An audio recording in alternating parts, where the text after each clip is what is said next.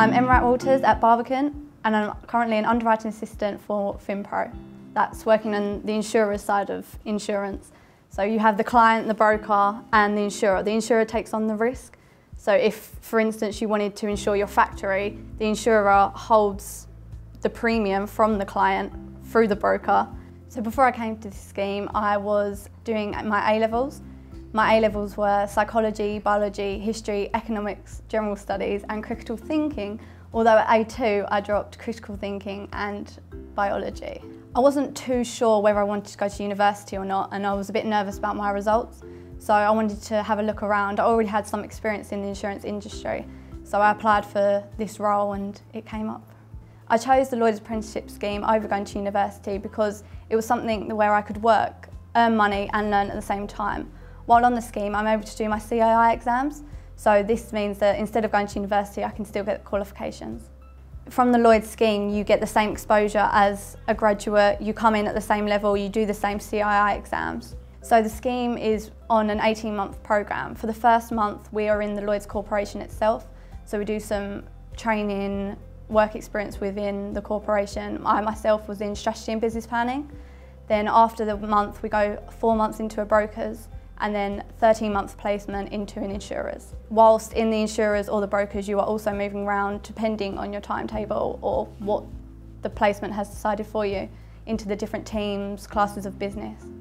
It's important that you're moving around, especially at this young age and this point in your career, so that you can learn as much as you can, see what sort of areas in insurance you're looking to go into after. Moving around on the scheme, you get to learn how people work together, how different teams work, different personalities and how people learn. So it's definitely interesting to see that different side. The most challenging part is probably time management. So you're having a full-time job, you're trying to network, meet as many people as you can, plus also doing your exams on top. So it definitely means getting in early, lunch breaks, after work, revision, which is challenging, but it's good.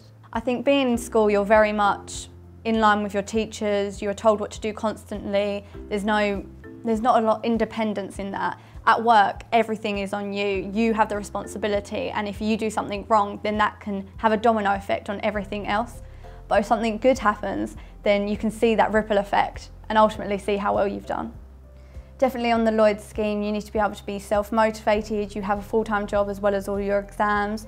You need to be willing to go outside of your comfort zone. So for example, when we're in the brokers, you might have to go into Lloyd's, which is where the brokers and underwriters meet, and meet the underwriters and explain the risk that you're trying to present to them.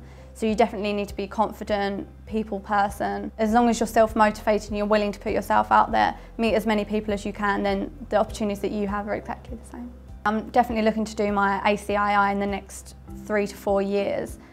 It's definitely important in this industry, whether you're a graduate or not a graduate, you really do want to get your ACI if you want to progress. It's very interesting, you are learning all the time, constantly. Even when I talk to my managers and team members, new risks bring new challenges, and that is interesting to me.